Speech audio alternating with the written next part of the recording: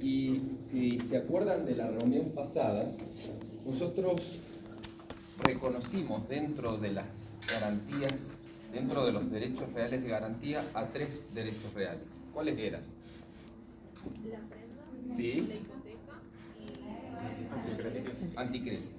La prenda, ¿cómo la caracterizarías rápidamente? la tradicional, claro, sobre muebles. Inmuebles, sobre muebles o créditos instrumentados. ¿Qué característica tiene respecto de la relación de poder?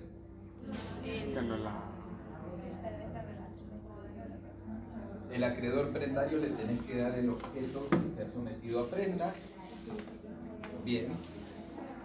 ¿Se la puede apropiar en caso de falta de pago? Tiene que proceder a la ejecución. ¿Podría tomar los frutos de la cosa que tiene en prenda? En principio no, salvo que tenga un pacto anticrético de poder usar los frutos. ¿Qué diferencia tiene con la anticresis?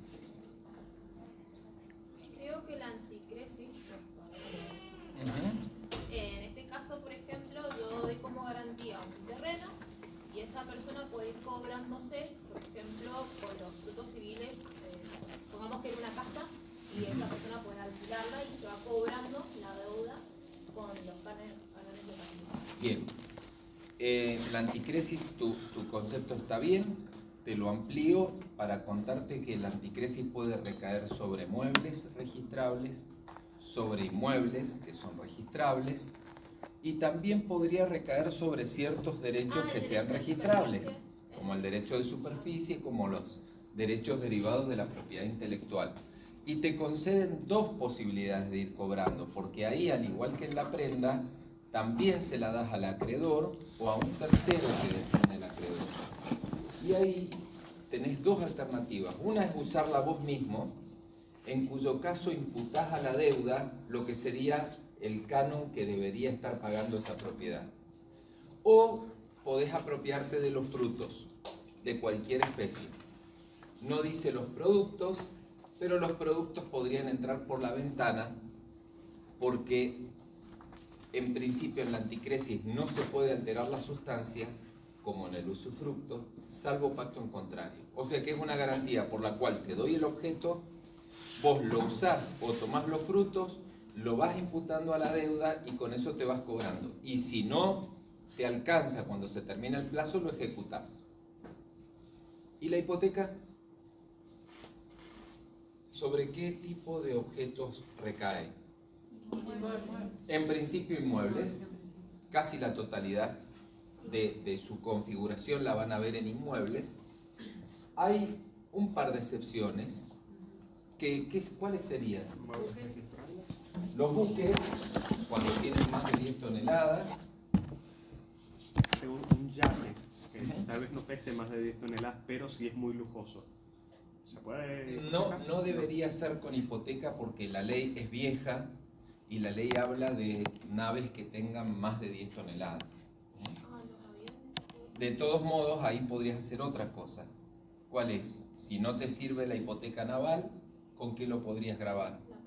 Con una prenda con registro, que te cumpliría más o menos el mismo fin, solamente que la podría seguir usando el deudor, igual que en la prenda, el deudor o el constituyente, porque vamos a ver que las garantías pueden ser otorgadas por el deudor o por un tercero constituyente que acepta gravar su propio objeto.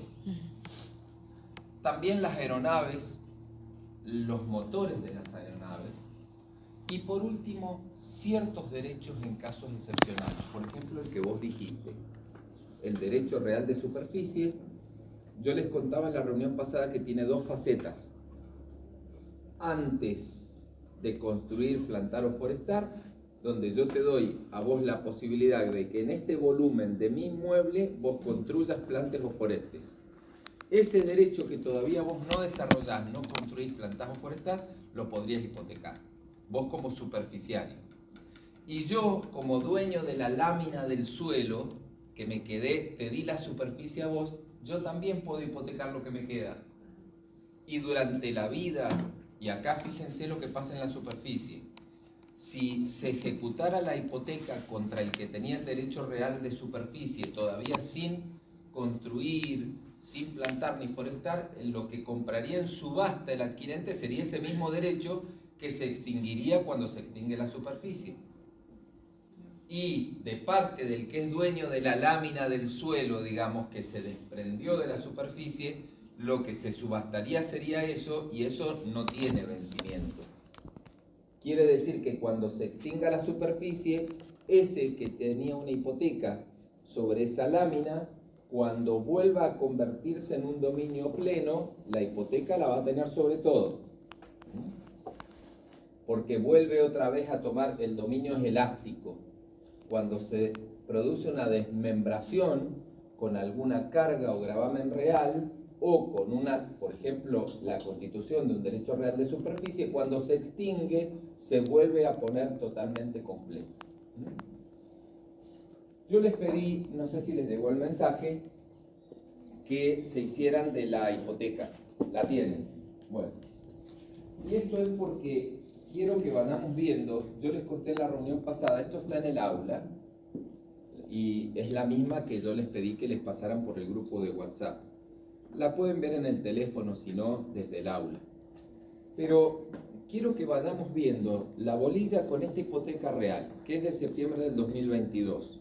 Es una escritura que yo le taché los nombres para que no, por más que es de uso docente, para que no vieran qué gente es. Pero es una hipoteca verdadera. Fíjense, recién acabamos de conceptualizar a la hipoteca. ¿Qué dice el código? ¿Se acuerdan que les conté la vez pasada que en el nuevo código 2/3 del articulado de Vélez en las garantías reales se redujeron? Y se redujeron gracias a que, ¿qué vimos en la reunión pasada? ¿Qué hizo el codificador nuevo con las garantías reales? ¿Qué hizo al principio de disposiciones generales a los derechos reales de garantía? Entonces no tuvo que volver a repetir en cada una de las garantías. Entonces fíjense lo que dice el codificador en el 2205. Dice, mira, vas a tener hipoteca cuando se constituya un derecho real sobre uno o varios inmuebles, dice el código. Se los marqué en rojo porque es la primera crítica que hace la doctrina. Individualizados, que continúan en poder del constituyente y que otorgan al acreedor, ante el incumplimiento del deudor, las facultades de persecución y preferencia para cobrar sobre su producido el crédito garantizado. La redacción podría ser mejorada, pero básicamente, ¿qué discute? ¿Qué es lo que critica la doctrina? ¿Es un derecho real de garantía? Sí. Realmente yo, cuando alguien me constituye un derecho real de hipoteca, yo adquiero un derecho que tiene aplicación directa sobre el inmueble, no importa el deudor. Si el deudor cumple la obligación principal, la hipoteca estuvo al cohete. Y cuando él extingue el crédito o la deuda, si bien se extingue sustancialmente la garantía porque se extinguió el principal, va a hacer falta que se otorgue una escritura de cancelación de hipoteca de manera tal que le podamos dar de baja en la matrícula, que también se la subí en el aula, a una matrícula con hipoteca y con cancelación. Entonces, ¿qué critica? Dice, sí, es un derecho real de garantía, ok. Sobre uno más inmuebles, la doctrina dice, pero pará, no es solamente inmuebles. Por supuesto que se podrían hipotecar un inmueble o varios, pero también podría recaer sobre estas cosas muebles que vimos recién como excepción y también sobre ciertos derechos en casos especiales. Por eso les puse acá 2188, 2120, 1891, 1892, ley 24441. Entonces, inmuebles debería haber dicho sobre ciertos objetos, porque pueden ser, en general van a ver la hipoteca en un 99,9% de los casos sobre inmuebles, pero sabemos que hay excepciones sobre muebles y hay excepciones sobre derechos que continúan en poder del constituyente. ¿Por qué critica esto la doctrina? Cuando se constituye una hipoteca, ¿la relación de poder continúa en el constituyente? ¿El que hipotecó sigue siendo el poseedor de la cosa? Sí. Sí, porque la hipoteca es un derecho real que no se ejerce por la posesión. Para su constitución no necesito título y modo suficiente. Se constituye con el título, con esto. Con este título suficiente, con esta escritura se constituyó la hipoteca. No hay tradición. Esa es una de las ventajas que tiene el anticresis respecto de las otras garantías reales, que el deudor sigue usando su cosa o el constituyente. ¿Por qué lo critica la doctrina? Porque dice, vos estás diciendo, codificador, que la cosa sigue en manos del constituyente, pero ¿y si la vende? En realidad debería haber dicho que sigue en manos del titular del objeto grabado. Porque un inmueble hipotecado se pudo transferir. Sí. Sí, ¿no es cierto? Y la hipoteca sigue. ¿Por qué caracteres de los derechos reales sigue con la cosa? La presión. ¿Cómo? O sea, el principio de accesoriedad. No. La accesoriedad está apuntada a que vos vincules un crédito con una garantía. Y acá es un derecho real que sigue con la cosa, porque los derechos reales tenían dos caracteres. ¿Qué decían ustedes, chicas? No, Ponemos prejure. tampoco. No. No. Todo eso sigue. Son oponibles erga omnes, pero la característica que tenían los derechos reales es que tienen el ius persequendi y el ius preferendi. Y cuando vimos eso en Reales 1, yo les dije, chicos, miren, uno de los ejemplos claros es la hipoteca. Si yo te vendo un inmueble hipotecado, vos te llevas la mochila. Y el acreedor no se tiene que desesperar, porque el inmueble sigue hipotecado y si no me pagan, yo voy a subastar el inmueble que ahora es de tu titularidad. Por eso acá se critica y dice, no deberías haber dicho continúan en poder del constituyente. Lo que quiso decir el codificador es que a pesar de constituir la hipoteca, el constituyente seguía siendo el poseedor de la cosa. Debería haber dicho continúa en poder del titular del objeto grabado. Y otorga al acreedor, esto puede ser mejorada, la redacción, este es el artículo real. Otorga al acreedor ante el incumplimiento del deudor, en realidad, más que la persecución y la preferencia, que sí se lo otorgan, lo que debería haber dicho es, te da el derecho de ejecutar la cosa, ejecutar el objeto grabado. Y ejecutando el objeto grabado, vos vas a tener el derecho de preferencia para cobrarte antes que otros acreedores, y además vas a haber tenido el derecho de persecución para haber logrado esa ejecución independientemente de quién sea el titular actual. O sea, la preferencia, chicos, ¿cómo se ve? Si nos vamos a la matrícula, ustedes están estudiando a ver si van a embargar a un deudor en el estudio de ustedes, están analizando la matrícula. Si hay una hipoteca en B1, un embargo de otro juicio en B2, y otro embargo de otro juicio en B3 y una hipoteca en favor de otro acreedor en B4. ¿Cómo se ve la preferencia si se está ejecutando la hipoteca de B1? ¿Cómo te vas a dar cuenta? O, más claro mi pregunta, si el que llevara a subasta fuera el embargo de B3. Sí, cobra primero el hipotecario porque tiene privilegio. Bien, entonces, fíjate, se ve desde dos aspectos. Desde el privilegio, que está expresamente reconocido para el acreedor hipotecario, con lo cual se va a rematar y se va a hacer una liquidación. Cuando se haga la liquidación, que se hace en la secretaría del juzgado, dicen, che, mirá, acá hay un tipo que está primero en la lista, que es un acreedor hipotecario que está en B1 por tantos pesos. Después hay un primer embargante de tantos pesos, un segundo embargante de tantos pesos y después otro hipotecario. Este hipotecario del B4 está después para cobrar que los embargos anteriores, porque los embargos anteriores se emplazaron antes. Y esos embargos van a cobrar después de la hipoteca de B1. Entonces va a decir, che, ¿cuánto salió el remate? Y se remató en 1.800.000. Bien. Vamos a poner el hipotético caso que nunca pasa, que el dinero sobra. Lo que van a hacer es, le van a pagar al hipotecario de B1 primero, con el privilegio que tiene un determinado alcance. Hoy tenemos un invitado especial para que nos explique esto, que he invitado a uno de los ayudantes de nuestra cátedra, que es Jerónimo Gil Di Paola, que es el que comenta el Código Procesal de Mendoza, que nos va a explicar breves temas que ustedes tienen que tener en cuenta en la ejecución. Entonces, supongamos que el dinero sobrara, porque era un inmueble valioso, se va a pagar el B1, después con lo que sobra hasta la extensión del privilegio, después el embargo de B2, el embargo de B3, si queda plata el hipotecario de B4. Ahora, vamos al caso usual, no alcanza la plata.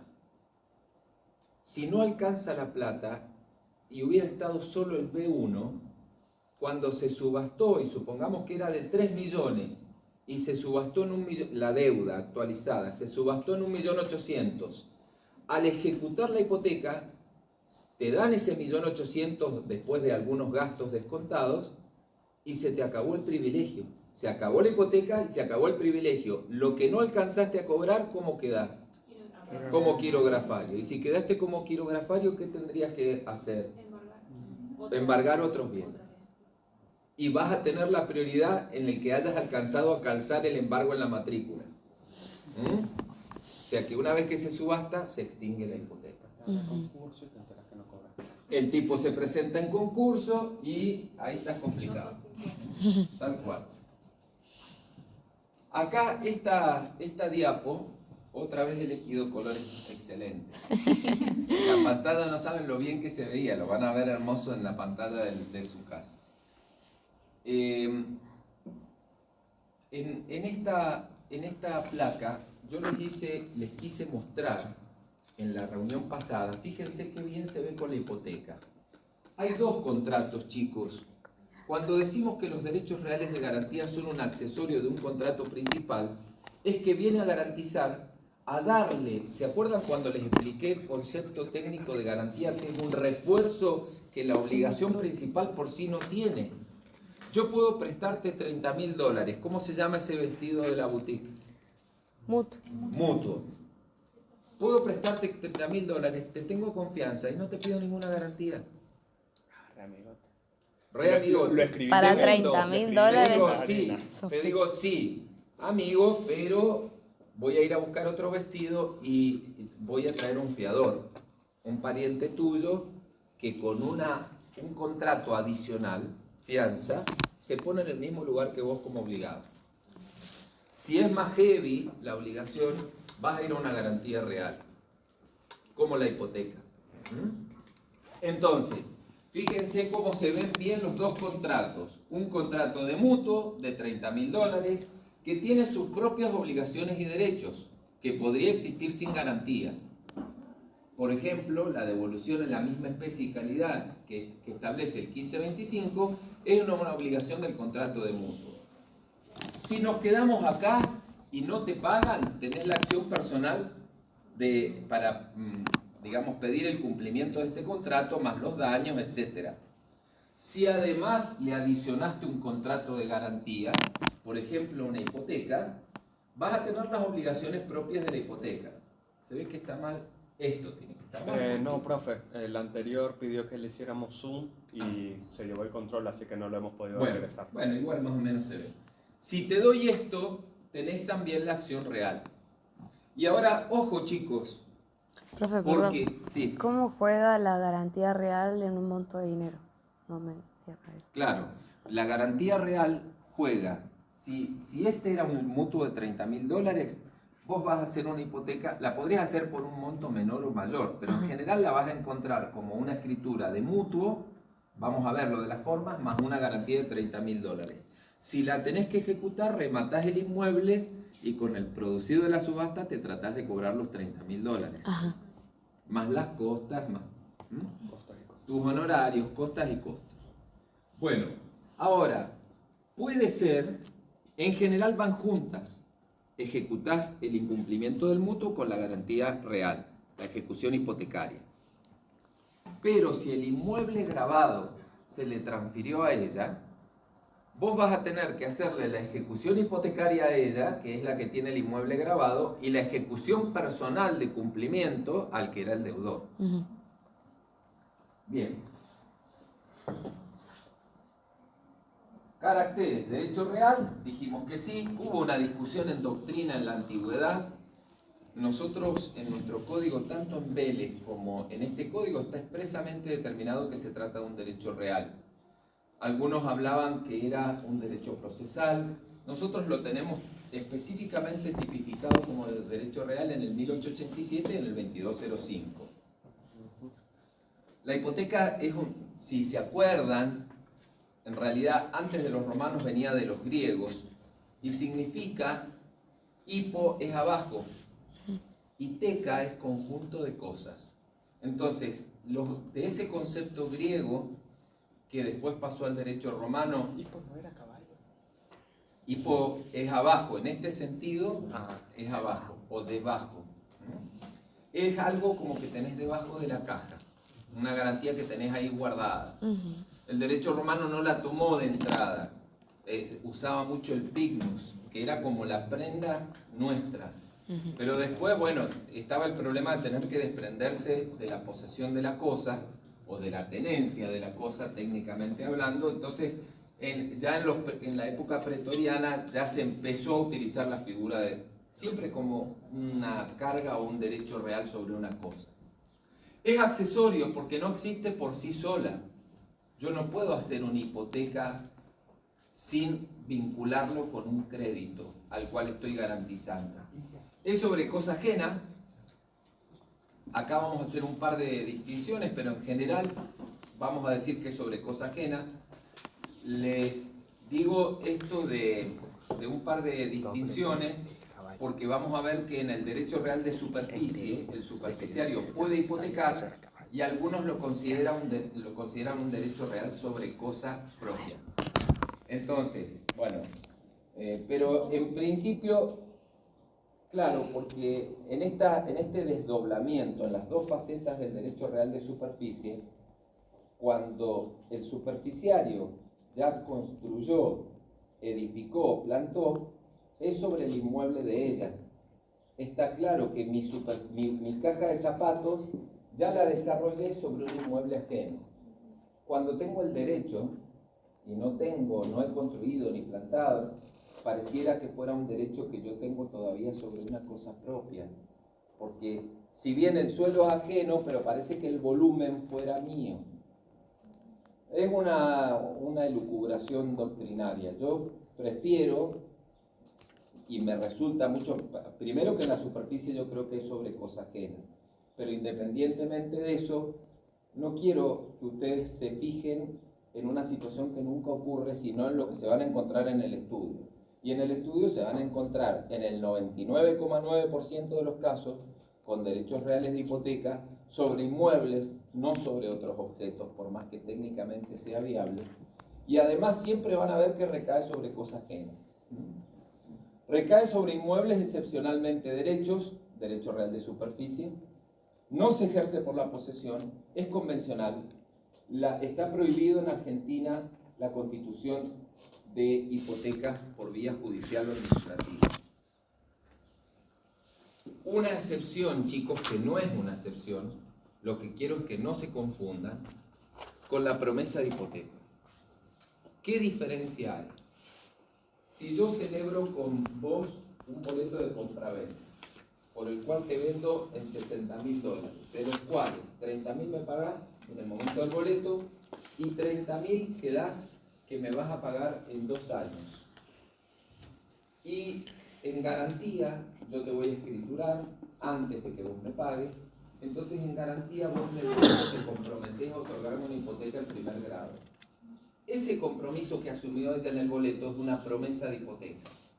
De acuerdo al 1018, cuando se constituye un derecho real que debiera haber sido otorgado en escritura pública y lo fue en otro tipo de instrumento, como un instrumento privado, un boleto de compraventa, se toma como una promesa, una obligación de hacer lo que te faltó otorgar en aquella oportunidad. En ese caso, si yo no pago y hay que ejecutar el boleto de compraventa, ese 1018 te permitiría decirle al juez, mirá, yo te pido el cumplimiento del contrato. Como no me han querido venir a firmar, firmá vos la escritura, juez. Y el juez cuando ve el boleto se encuentra con que estaba prometida una hipoteca. Ahí la puede constituir, pero no porque la está constituyendo él. Está cumpliendo lo que habían acordado las partes en el boleto. Por eso ahí hablamos de promesa de hipoteca. ¿Hay hipoteca cuando se firmó el boleto de compraventa? No. ¿Por qué? Claro. Faltan los elementos formales que, de acuerdo al 1017, adquisición, modificación, extinción de derechos reales, requiere escritura, sobre inmuebles requiere escritura pública, salvo subasta. Entonces, siempre es convencional, siempre la hipoteca nace de un pacto, no hay hipoteca judicial. Y no confundir la promesa de hipoteca con la hipoteca judicial. Es indivisible que cuando... ¿Se acuerdan que convencional era uno de los caracteres de todas las garantías reales? Y la indivisibilidad, que también era un carácter de todas las garantías reales, ¿qué quería decir? Es como los asientos en los privilegios, o sea, por ejemplo, esa ciudad vale 10 pesos, yo hago la garantía por 5 pesos. Pero si yo tengo que ejecutar, ejecuto todo, toda la ciudad. Bueno, algo parecido. Quiere decir que si vos hipotecaste todo un inmueble de 20 hectáreas por $60.000, aunque te deban 5.000, toda la finca sigue hipotecada por los $5.000. Y vos la podrías subastar completa, aunque falte que te paguen 10%. Claro, y usted había dicho que igual se podía. Se puede pactar lo contrario. Claro. En la misma constitución de la garantía o con posterioridad. Nos podemos juntar nosotros dos. ¿Te acordás que dijimos que me hipotecaste por $60.000 las 20 hectáreas? Nos ponemos de acuerdo y me liberás la fracción 1, 2 o 3 y la dejamos en la 4 y la 5 que ya te pagué. Si te dice que sí, se firma esa divisibilidad y vos por pacto diste vuelta la indivisibilidad. ¿Por qué se puede pactar lo contrario? Porque no podés hacer eso con los otros caracteres, ni con la convencionalidad, ni con la especialidad. Con la indivisibilidad sí, porque es un carácter natural, un carácter que puede ser dejado de lado por los otorgantes. Especialidad, en una hipoteca se tienen que dar las dos. Especialidad en cuanto al crédito y especialidad en cuanto al objeto grabado. En cuanto al crédito, tenemos que determinar el monto. Y yo les dije, chicos, cuando hablábamos de las garantías en general, que les preguntaba si se podía hipotecar o gravar por una obligación de hacer o de no hacer.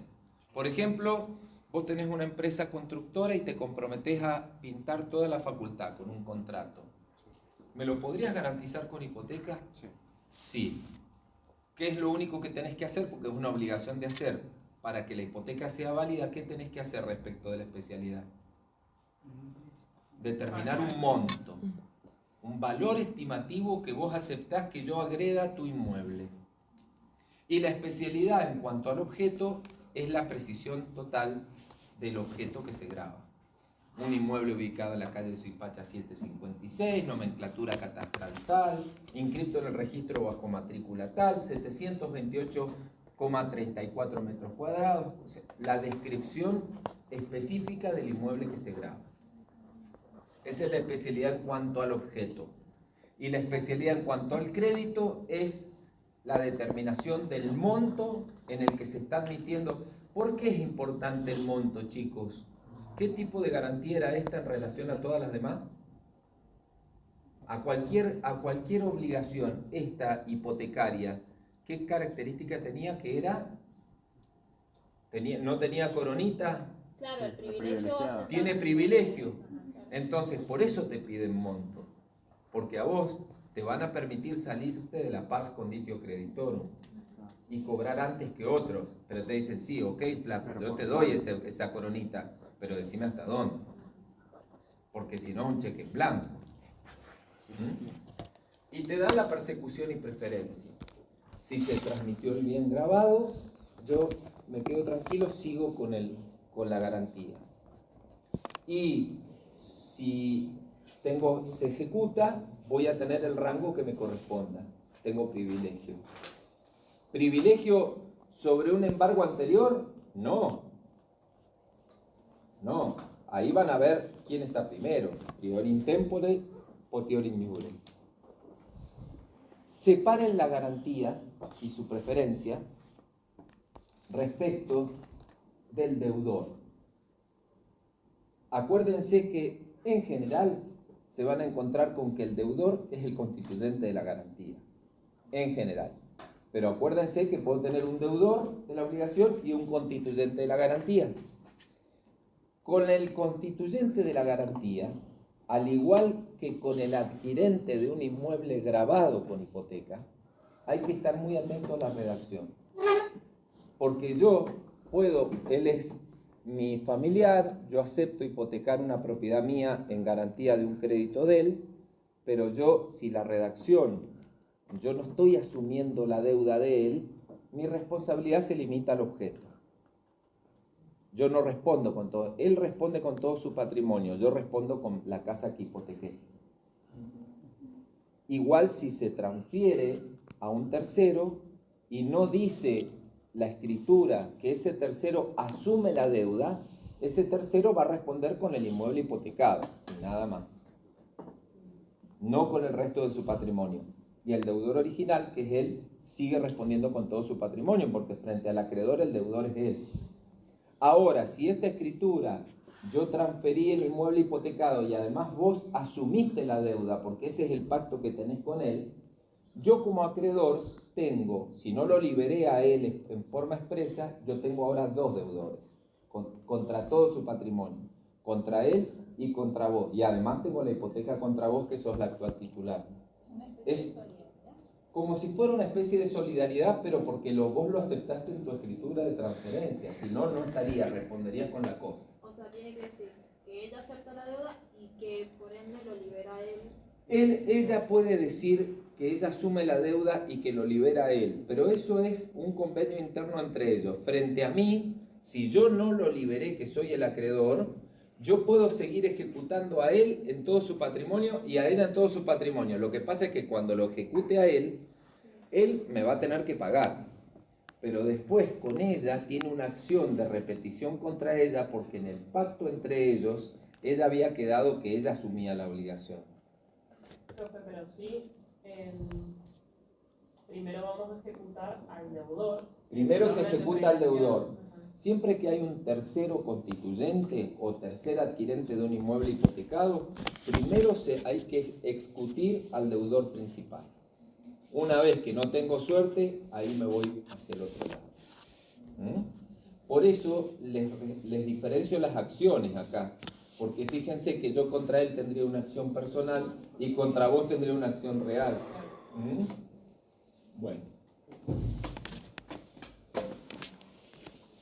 Bueno, ¿quiénes podrían constituir hipoteca? Legitimados. El titular del dominio, sí. El titular del condominio, el condómino. Ahora vamos a ver en particular ese caso. Los famosos... estos pasajes que tenemos en Mendoza, donde tenemos un lote que además tiene un porcentaje sobre una calle interna, un pasaje comunero de indivisión forzosa perdurable, ¿lo puedo hipotecar? Sí. Es el lote con un callejón de salida. Sí, pero ¿qué característica tendrá esta hipoteca? ¿A qué es lo que grabaré? Otra parte indivisa. Grabo mi lote, el lote 6, más el 3,28 que tengo sobre el inmueble que me da salida a la calle. Las dos cosas, porque no puedo, son condominios de accesorios indispensables que no se pueden separar las dos matrículas, tienen que ir juntas. Bueno, propiedad horizontal y propiedad horizontal especial, ¿qué les parece? ¿Se podrán hipotecar? Sí, y si ejecuto, ¿qué estaré ejecutando? La unidad funcional. La unidad funcional, que la unidad funcional comprende, ahí corregimos la parte privativa con mi participación sobre las partes comunes. O sea, se ejecuta la unidad funcional. Se ejecuta la unidad funcional que incluye las dos cosas. Bien. La superficie. Se pueden hipotecar las dos cosas, chicos. El propietario que se quedó con la laminita puede ejecutar su derecho. El superficiario, sea en la fase 1, sin nada construido, plantado, forestado, puede hipotecar lo que tiene, su derecho. Una vez que plantó, construyó, edificó, puede hipotecar lo que ha construido, plantado, forestado. Pero este superficiario, solamente esa hipoteca puede tener vigencia mientras dure su derecho real de superficie. Titular afectante de TC, no es TC 2000, es tiempo compartido. El que, ¿saben cómo es lo del tiempo compartido? Sí. Bueno, acuérdense que hay un propietario de todo el inmueble, que es el que afecta. Ese titular empieza a transferir unidades de tiempo. A vos te transfiero la semana del 6 de agosto al 13 de agosto del departamento Tebas 851 de Las Leñas. Y vos sos dueña de esa semana, de ese departamento. Otra cosa es que después entres en el sistema de cambios y que puedas sacar una semana en París en vez de usar la tuya del Tebas. Y otro del sistema de intercambio toma tu semana del Tebas. Eso es otra cosa. El afectante graba todo el inmueble, afecta todo el inmueble al sistema de tiempo compartido y le quedan unidades. Si estaba hipotecado de antes, es viable. Pero si a él le quedan todavía unidades sin enajenar, él podría, de acuerdo al código, afectar con garantías reales como la hipoteca. Lo que no puede hacer es perjudicar el uso que van a tomar todos los adquirentes de espacios. Les pregunto ahora, ¿Podría ser también? en la anticresis, yo no se los he puesto acá porque acordate que la anticresis, Lo digo en el tiempo compartido, me refería. el afectante sí, el usuario, comprador de una unidad, según la última Jornada Nacional de Derecho Civil, no. Según nosotros, sí. Pero, No la cátedra, yo. por ejemplo, si son 4 unidades de tiempo, 4 semanas, Sí. y ya tenían 2 titulares de tiempo compartido, Ujú. una semana cada uno, las 2 restantes que le quedan, sí las puede hipotecar. Las podría hipotecar. Bien, y cuando se ejecuten el tiempo compartido, Se ejecuta el la unidad. espacio de tiempo. Ajá. El O sea, espacio de tiempo. vendría otra persona a ocupar esa semana. Claro, por eso yo digo, si el afectante puede hacer eso, ¿por qué no lo puede hacer el usuario? Claro. Si él también, si hipotecara con hipoteca, lo que ejecutaría sería mi semana en el Tebas del 8 al 12, pero no está como legitimado activo. Tampoco está como legitimado activo el de propiedad horizontal especial y consideramos que sí está legitimado porque es una variante de la PH. Entonces, bueno, temas a discutir. La última Jornada Nacional de Derecho Civil dijo, el afectante sí, el usuario no. Les pregunto, chicos, tienen un boleto de compraventa y el adquirente le hicieron tradición. ¿Él puede hipotecar? No, ¿Por qué? porque no tiene derecho. No tiene título. Porque no tiene uno de los requisitos para constituir derecho real de hipoteca es ser el titular de dominio.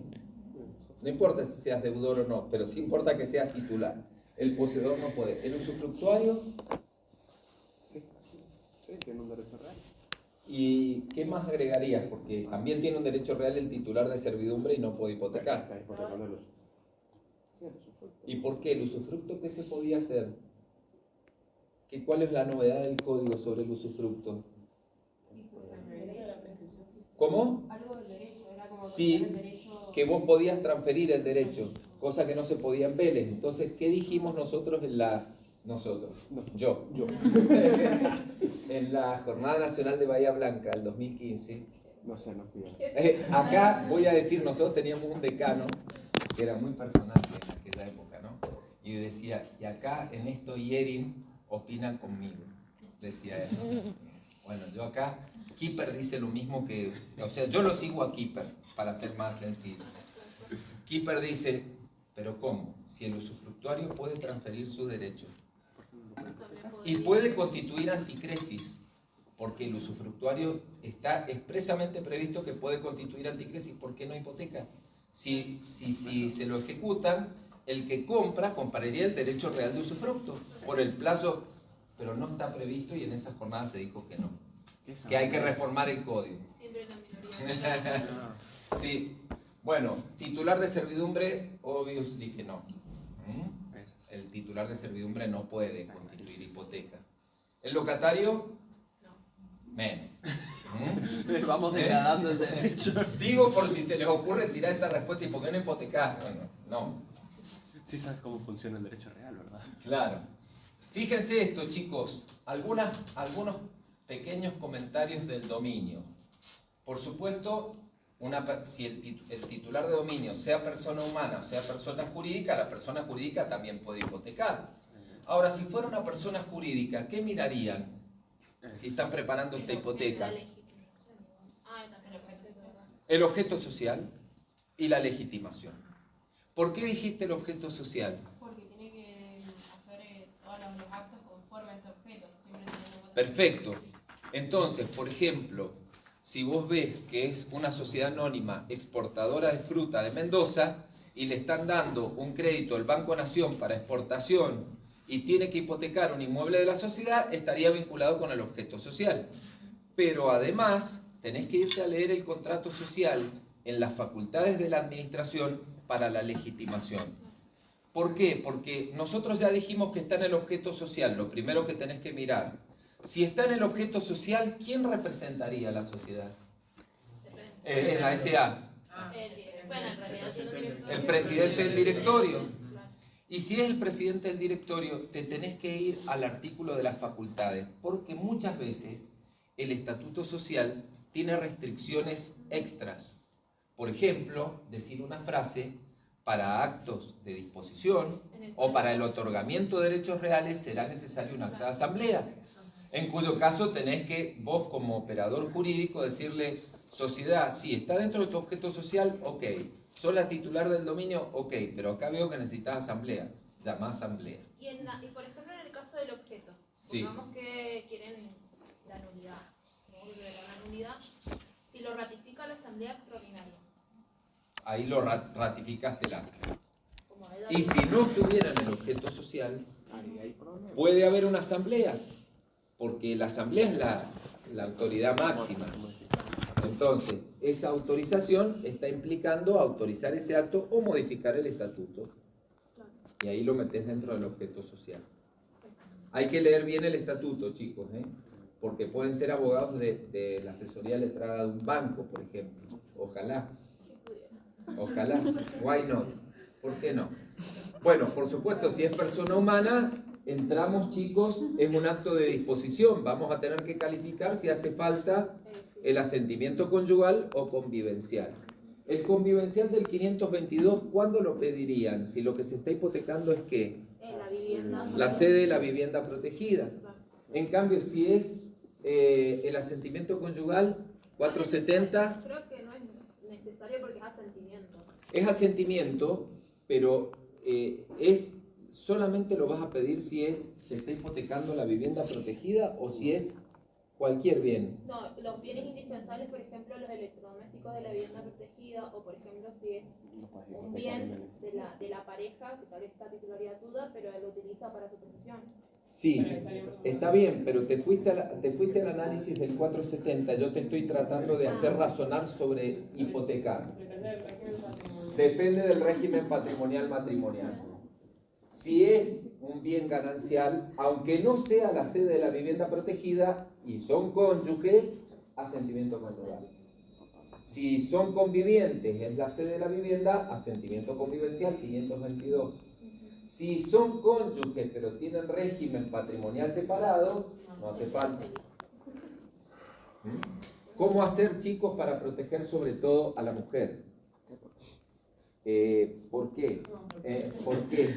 No, en realidad, en nuestra mentalidad hacia adelante, Todos iguales.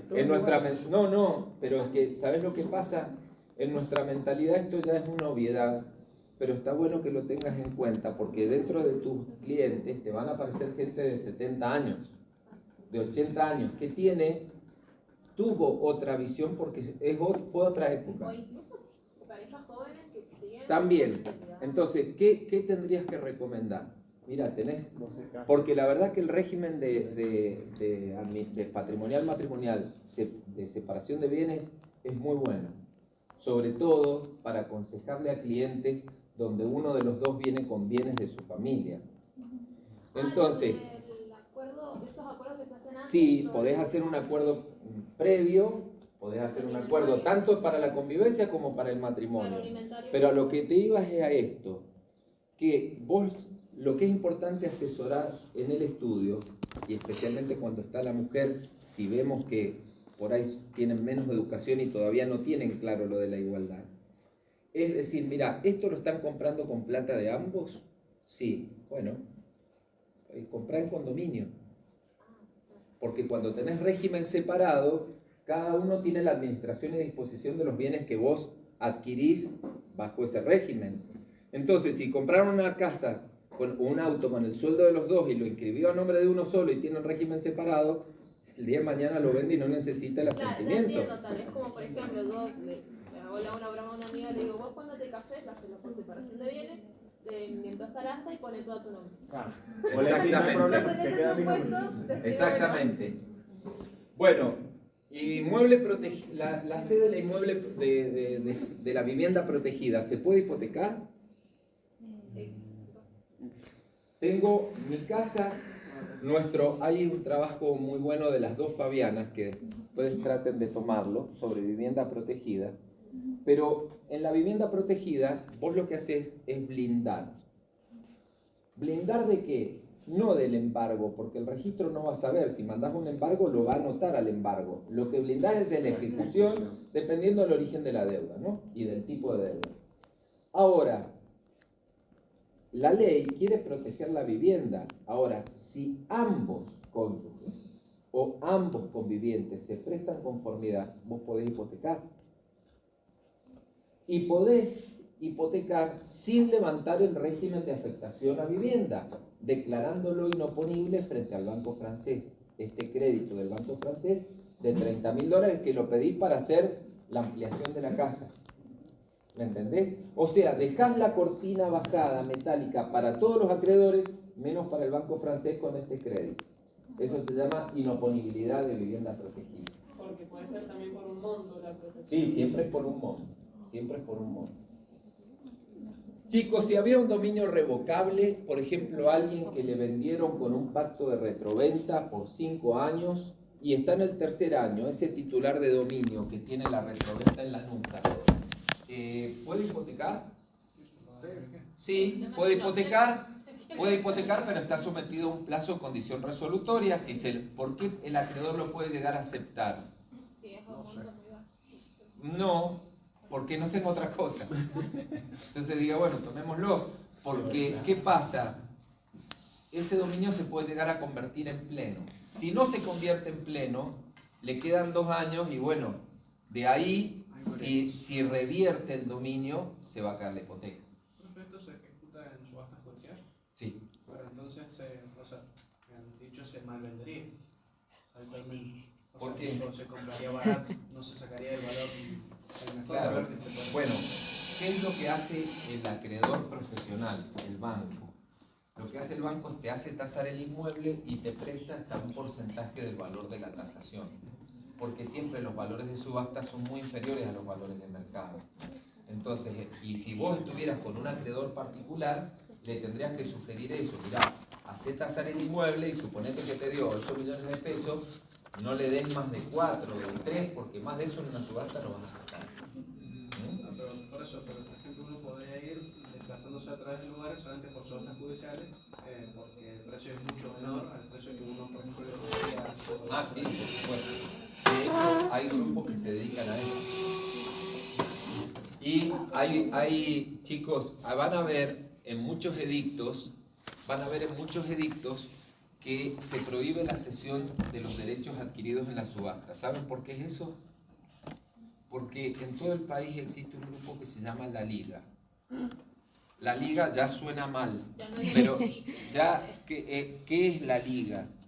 La Liga son grupos de tipos diferentes de cada ciudad que cuando hay remates, iban al remate y nosotros estamos como personas interesadas por el remate.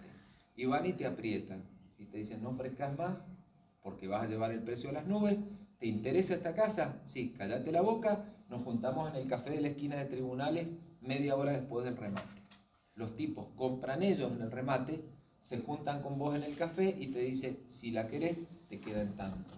Y cedían los derechos adquiridos en el acta de subasta a ese tercero. Y más barato. Claro, más barato que lo que hubiera costado, y ellos se quedaban con un spread interesante. Una mafia. Para cortar esa mafia se prohibió la cesión de los derechos, entonces por lo menos los obligaban a tener que transferir a su nombre. Bueno, Alargamos el proceso. alargamos el proceso y lo complicamos un poco. Sí es cierto que se ve menos ahora. Se ve menos la liga. Los martilleros te dicen que ya no es como antes, que en todos los remates estaban los tipos de la liga, que eran siempre los mismos. En Mendoza un grupo, en San Rafael otro grupo, en Buenos Aires otro grupo. Una vez en un remate muy importante en San Rafael estaban los de la Liga de San Rafael y vino uno de la Liga de Buenos Aires y se fueron al mazo los de San Rafael. Se ve que eran súper heavy los que venían. Así que bueno, eso pasa. Dominio fiduciario. Dominio fiduciario. ¿Qué les parece? ¿Un fiduciario podrá hipotecar? También depende de los fines que tengan. Bien, depende de los fines del fideicomiso. Por ejemplo, si en la manda te dije, mira, te transfiero este inmueble para que hagas un loteo, pidas crédito para hacer la urbanización y después vendas los lotes, dentro de la manda está la posibilidad de que des el inmueble en garantía. Hasta ahora, chicos, esto que les dice traer. Miren, primero, ¿cuál es el contrato principal en esta escritura? La obligación principal.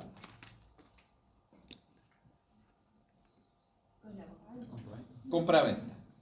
¿Podría haber ido sin esta hipoteca? Sí. Quedó un saldo mencionado en el texto. Y si incumplían, ejecutabas la escritura sin garantía. Tenías que ejecutar y embargar. ¿Ok? Pero fíjense, primero en el capítulo primero está desarrollada toda la compraventa, la descripción del inmueble que se vende en el artículo primero. En el segundo está el precio. Fue $85.000, de los cuales 5.000 se pagaron antes de ahora y 80.000 es el saldo que se da garantía hipotecaria. Pagadero en 3 cuotas. Si siguen leyendo en el 223, en la tercera página, está toda una cláusula que hoy es muy importante redactar. ¿Qué pasa con las obligaciones en dólares estadounidenses, chicos? ¿Qué problema tendremos en Argentina? Curso legal.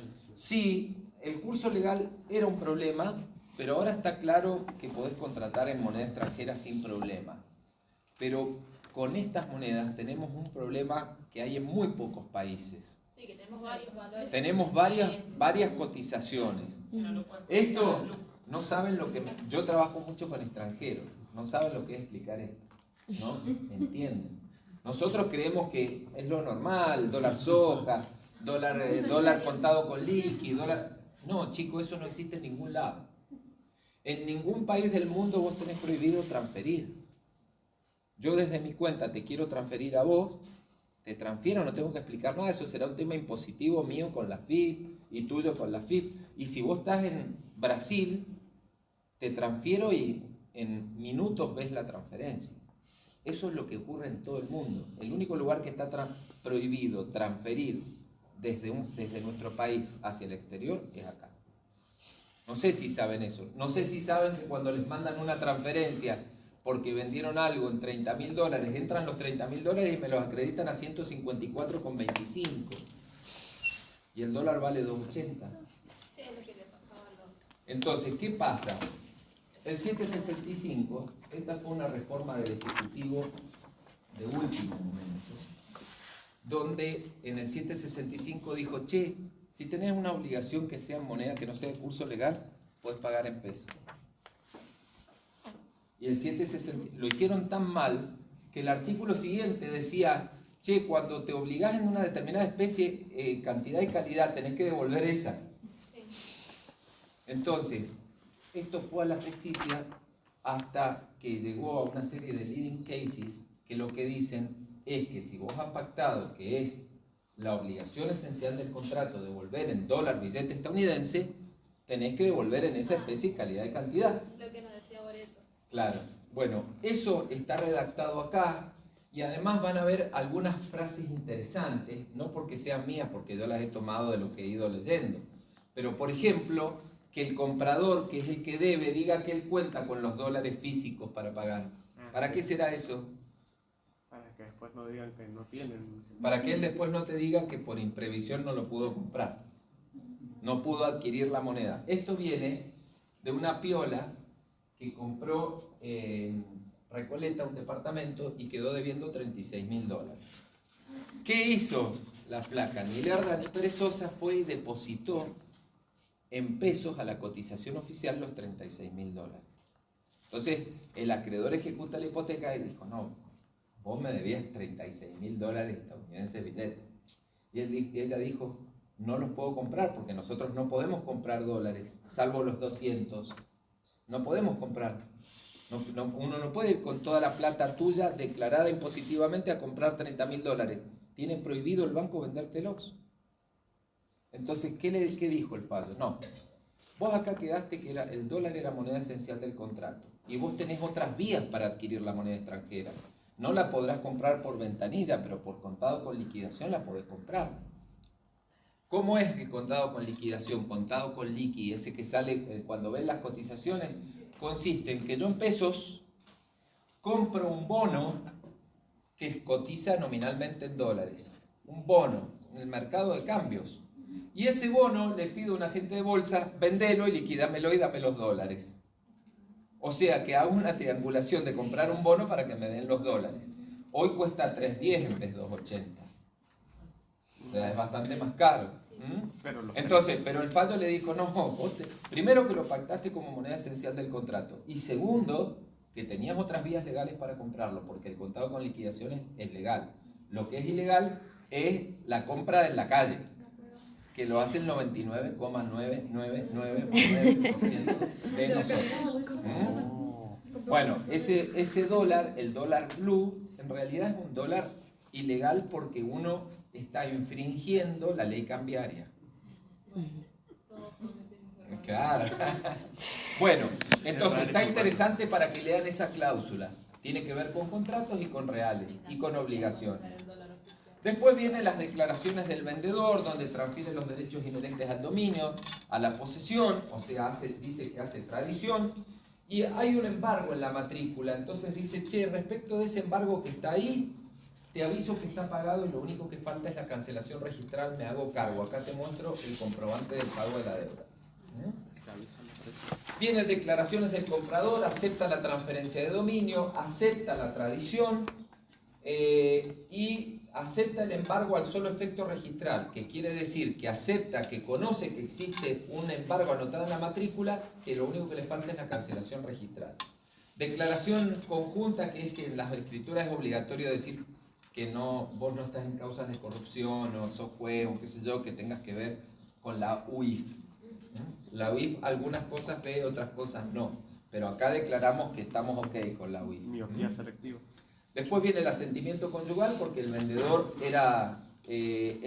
dice que no, acá no era casado el vendedor, y él manifiesta que no tiene unión convivencial inscripta, por lo tanto no corresponde tampoco el asentimiento convivencial. ¿Qué pasa, perdón, si eso después se comprueba que sí, efectivamente? Tu cliente tiene, primero que hay un primer filtro, que fue la escritura de compra del que hoy vende. Claro.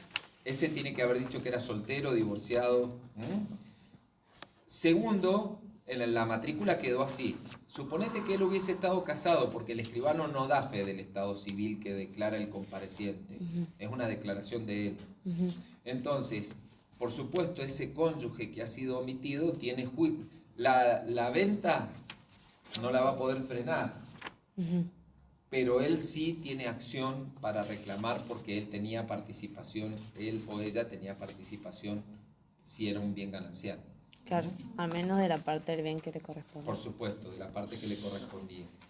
Después viene la hipoteca, chicos, que es el segundo contrato. Y acá, fíjense, en garantía de la restitución del capital total adeudado de los dólares 80.000, comprensivo del precio de compraventa, y sin perjuicio de responder por los demás bienes que le pertenezcan, el señor Diego graba con derecho real de hipoteca. ¿Se dan cuenta que es una convención? Lo han pactado ellos grabarlo con hipoteca. ¿Qué graba? El inmueble descrito en el artículo primero, especialidad en cuanto al objeto. Antes dijo que por el saldo de $80.000, especialidad en cuanto al crédito. Y la accesoriedad se ve porque es en garantía de la restitución del capital adeudado de $80.000. O sea, lo está vinculando con el saldo de precio de la compraventa. Ahí vemos la convencionalidad, la accesoriedad con sujeto, objeto y causa. Y estamos viendo la especialidad en cuanto al crédito por la fijación del monto y la especialidad en cuanto al objeto porque está precisando qué inmueble se hipoteca. Y después vienen las convenciones entre las partes por la hipoteca. ¿Qué pasa en el condominio, chicos? Esto es importante y es importante que me cachen de entrada, porque si no la hipoteca de parte indivisa tiene su complejidad y no explicado no es difícil. Si nosotros 4 somos condóminos y se quiere hipotecar toda la cosa, ¿quiénes tienen que otorgar la hipoteca? Los 4. Toda la torta, todos los condóminos, 1990.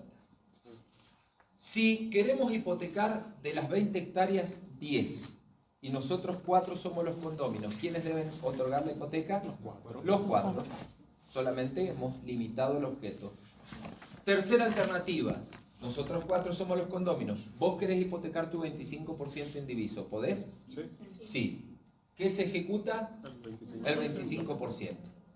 ¿Qué corrige el código muy bien? Nuestro nuevo código. Que en el código de Vélez, pobre Vélez no podía prever que íbamos a ser tan bandidos. ¿Qué es lo que dice el código nuevo? Fíjense lo que pasaba, no venía por la hipoteca, venía por la división del condominio. Si nosotros 2 nos dividíamos el condominio y teníamos 3 o 4 inmuebles y vos que habías hipotecado el 25% de esta finca de la Valle, no te la adjudicamos en el convenio de división de condominio, sino que te damos una casita de San Martín que tiene valor equivalente y la finca se la deja a él y yo me dejo otra casita de la Valle y vos te dejas. Nos dividimos el condominio de los bienes y vos, al no tocarte la finca en la que vos habías hipotecado el 25%, como la división de condominio tiene efecto retroactivo al inicio, como si nunca hubiésemos sido condóminos, a la fecha de adquisición del dominio de nosotros 4, se caía la hipoteca del 25%. ¿Qué dice el código nuevo? Dice, para. Si ustedes se van a dividir el condominio de manera extrajudicial, si no le pedís la conformidad al acreedor hipotecario, frente a él la división es como si no se hubiera otorgado. Para él es inoponible. Lo defendió al acreedor hipotecario porque esta era una manera de defraudarlo. Así que muy buena esta previsión. Ahora, si la partición es judicial o si el acreedor viene y presta conformidad, es válida la división, la partición. Puede seguir persiguiendo, digamos, al mismo deudor por más que no tenga la justicia. Exactamente. Profe, porque en la judicial se lo va a hacer parte al acreedor. Se lo va a hacer parte al acreedor y va a ser el juez el que va a decir, bueno, acá tuve que dividir y no te tocó esta finca. Así que se te cayó la hipoteca. Vos verás, acreedor, cómo vas a hacer para... Ahí mismo, vos como abogada del acreedor, plantearás algunas medidas precautorias seguramente. Te opondrás a la partición, lo vas a tener que discutir, porque acá también está el derecho de nosotros 3, que también somos condóminos y no nos deberíamos ver perjudicados por eso que hipotecó su parte indivisa. Por supuesto, chicos, los actos del condómino sobre su parte indivisa no necesitan la conformidad de los restantes condóminos. Tiene total libertad sobre su parte indivisa. Forma la escritura, si es inmueble, es escritura pública. 10.17. Ahora, puede estar, normalmente lo van a encontrar así, chicos, en el mismo instrumento, contrato principal y garantía real. Pero podría estar la compraventa en una escritura y la garantía hipotecaria en una escritura simultánea, al cohete, pero podría ser. O podría estar el contrato principal no en escritura pública porque lo permita la forma. Por ejemplo, el mutuo no necesita escritura pública. Yo podría tener un mutuo en instrumento privado y por supuesto la hipoteca la voy a tener que tener en escritura. Y estarían en 2 instrumentos distintos y de distinta naturaleza. ¿Entendieron eso? Si el principal no requiere como forma de configuración la escritura pública, podrá estar en instrumento privado, pero la hipoteca siempre acá. Y esto es lo que se inscribe. Lo que pasa es que para cumplir con el principio de accesoriedad, si esta fuera solo de hipoteca, yo acá tengo que relacionar todo, no es que lo tenga que transcribir, pero tengo que decir, che, de acuerdo al contrato de mutuo de fecha tal, Juan Pérez le prestó a Roberto $30.000. Se comprometió a devolvérselo en 48 cuotas, así, contrato que agrego como habilitante. En garantía de ese contrato principal, yo otorgo esta hipoteca. O sea, no está acá el mutuo, pero lo relaciono. Porque tengo que demostrar la accesoriedad de la hipoteca con un contrato principal. También podría ser que las dos partes firmen en instrumentos separados. No es muy usual, pero por ejemplo, que el mutuante, el que presta la plata, firme en Buenos Aires la escritura de mutuo con garantía hipotecaria y el deudor, que sea de Mendoza Capital, firme otra escritura con otro escribano aceptando el mutuo de aquella escritura y la hipoteca de aquella escritura. O sea, separada la oferta de la aceptación. Eso está muy interesante en el Código Nuevo, ¿no? El 78 y siguientes. Cuando se juntan la oferta en un instrumento con la aceptación en otro instrumento, se completa el contrato. Lo que sí, si es una hipoteca sobre un inmueble, ambas declaraciones deben estar en la forma requerida. Profe, pero no es que surge otra escritura aparte, o sea... Son dos escrituras independientes, Sí. Nada más. Pero que... no se unifican después. No se unifican. Queda, suponete, vos como deudora en tu escritura que manifestaste que grabás con derecho real de hipoteca por $30.000 tal inmueble en garantía de un mutuo que te di yo, y yo en otra escritura independiente vinculando a la tuya acepto la hipoteca y ratifico que te di el mutuo. Vos otorgaste la hipoteca y yo te la acepté en un instrumento separado. Eso es válido. No es muy usual, pero tienen que saber que se puede. ¿Qué excepciones hay al instrumento público en la hipoteca? Obligaciones negociables, la subasta y ciertos casos de la hipoteca naval y la hipoteca aeronáutica. Hola, Jero. Él es Jerónimo, colaborador de nuestra cátedra y un capanga de procesal. Así que nos ha venido a ayudar con la ejecución.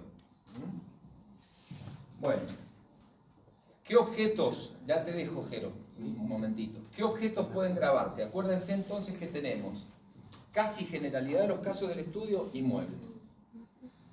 Cuando tenemos los buques de más de 10 toneladas, ustedes no saben, miren si se casan con alguien de Mar del Plata, de Bahía Blanca, y terminan haciendo hipotecas sobre un buque de 14 toneladas. Lo ideal, o hacer la hipoteca de acá, no casarte allá en la costa, pero puede ser que les toque. Mendoza no tenemos de estos casos. Sí podríamos tener de aeronaves o de motores de aeronaves, tampoco es muy frecuente. Se maneja generalmente en los centros comerciales de ese tipo de objetos, como por ejemplo en San Fernando, en Buenos Aires. Bueno, entonces tienen aeronaves y motores, el código aeronáutico, la 17285, los buques mayores a 10 tons, que es la ley 20094. Profe, hay una duda, dice buques mayores de 10 toneladas y las aeronaves. Cualquier aeronave, Cualquiera. una avionetita. Ahí no tenés medidas, Bien. ni pesos.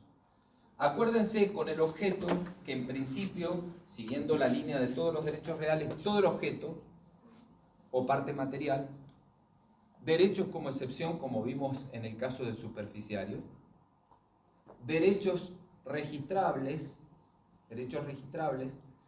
porque acuérdense que el derecho real de superficie se impacta en la matrícula también. Cuando se impacta en la matrícula, la técnica, ¿se acuerdan cuando hablamos algo de pH? Que cuando se constituye una pH se genera una primer submatrícula de todo el edificio. En la superficie se hace lo mismo. Se genera una submatrícula de la superficie y si ese superficiario constituye la hipoteca, en B de esa submatrícula es donde se anotaría la hipoteca. Extinción. Puedo extinguir Acuérdense esto, chicos, préstenme atención un segundo. Si se extingue el principal, se extingue la hipoteca, pero puede subsistir la anotación registral de la hipoteca hasta que no ingrese un título que le avise al registro, que será generalmente una escritura de cancelación de hipoteca, que diga, che, levantá esta hipoteca, vamos a verla en la matrícula y a lo mejor está pagada. Sustancialmente se extinguió por haberse extinguido la obligación principal, pero registralmente el asiento puede subsistir. ¿Cuánto después de la reforma? Hasta 35 años subsiste el asiento de la hipoteca. Para hipotecas nacidas con anterioridad al 1 de agosto del 2015, que es la entrada en vigencia del nuevo código, la caducidad es de 20 años. Del asiento registral, no del derecho en sí. El derecho en sí no tiene vencimiento, o sea, yo puedo pactar con vos que un mutuo te lo voy a dar por 40 años y que la hipoteca va a durar 40 años. Pero el asiento registral hoy duraría 35 y a los 35 tendrías que prorrogar la inscripción, porque al quedarte sin inscripción te quedás sin prioridad registral y sin oponibilidad registral. Podríamos, por supuesto, ponernos de acuerdo. ¿Se acuerdan lo que vimos de la divisibilidad?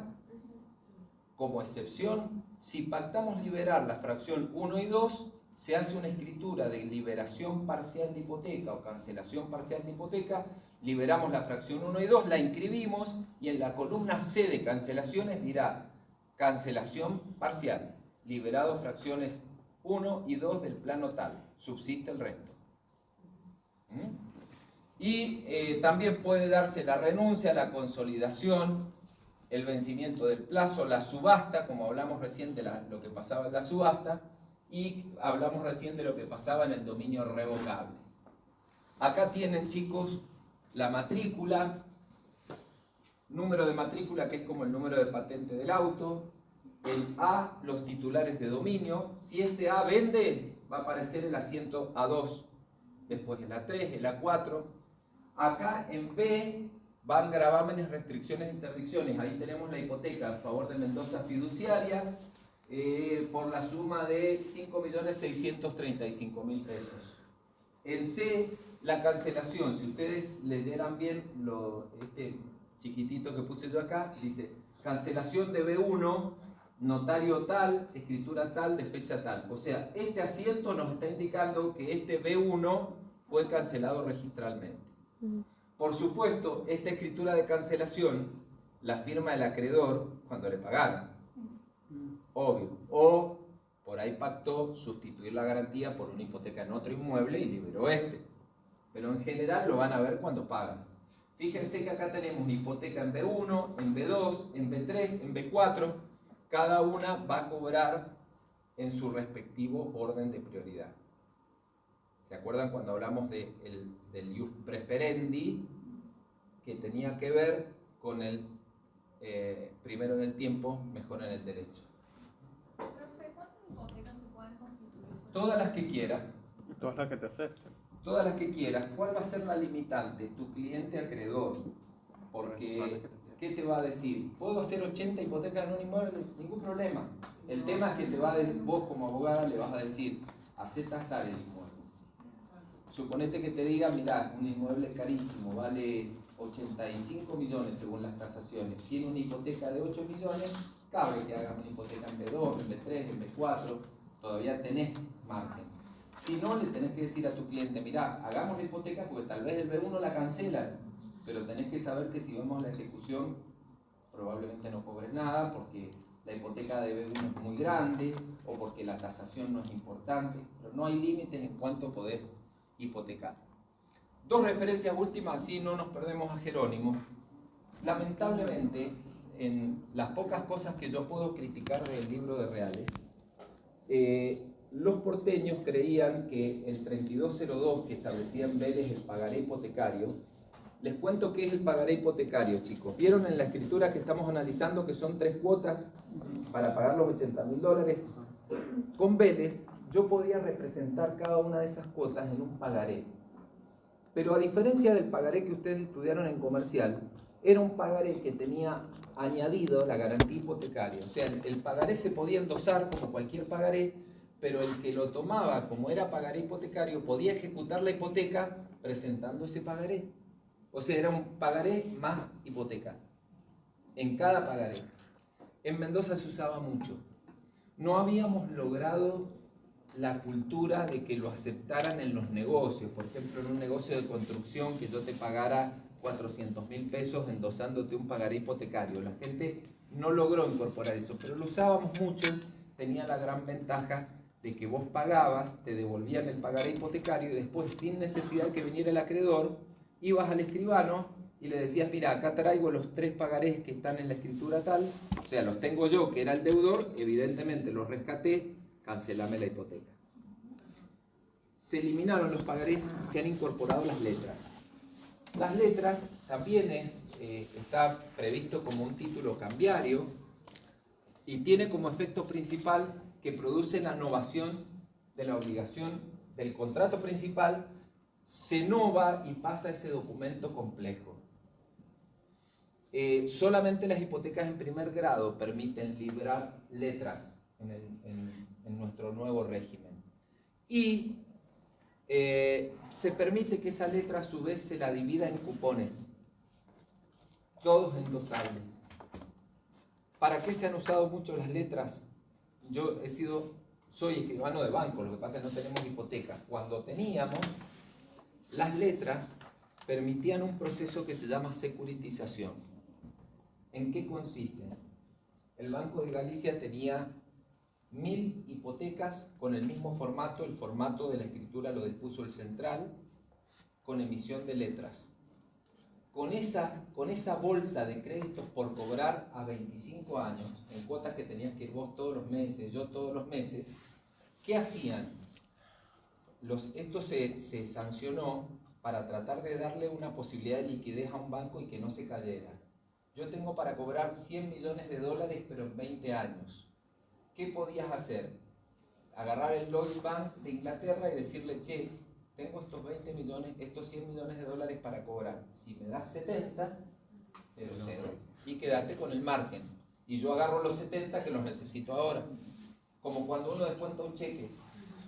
Con las letras, al ser un todo homogéneo, se podía hacer un paso hacia arriba, transformarlo en una bolsa de garantía que permitía emitir títulos que cualquier inversor, vos o yo, podía comprar un título de esa bolsa de hipoteca que se había blindado más arriba. Entonces, ¿qué le permitía a los bancos? Hacerse de liquidez ya y evitar caerse, como pasó en su momento con esto fue cuando se cayó el Scotiabank en Argentina, por supuesto, ¿no? Cuando cerró, empezaron a salir esto porque parecía que se iban a caer varios bancos en cadena. Entonces, después lean lo del Power, lo de pagarés es interesante para ver cómo estaba previsto, y lo de las letras está muy bueno. Básicamente acuérdense que nova la obligación y que es para hipotecas en primer grado, y eso. Después tiene el contenido de la letra, y lo dejo a Jerónimo. Bueno, lean esta escritura para, de paso, le subí una ejecución, una demanda real de ejecución de hipoteca. Te lo busco, yo te lo busco mientras vos vas hablando. Bueno, chicos, un gusto estar con ustedes. Jerónimo Giti Paola es mi nombre. Chicos, Jerónimo, hay un código procesal civil, comercial y tributario de Mendoza comentado que es el que usamos todos. Él lo escribió. Bueno, vamos a hablar como ustedes saben, me dedico al derecho procesal, pero desde que rendí derechos reales fui ayudante alumno de esta cátedra.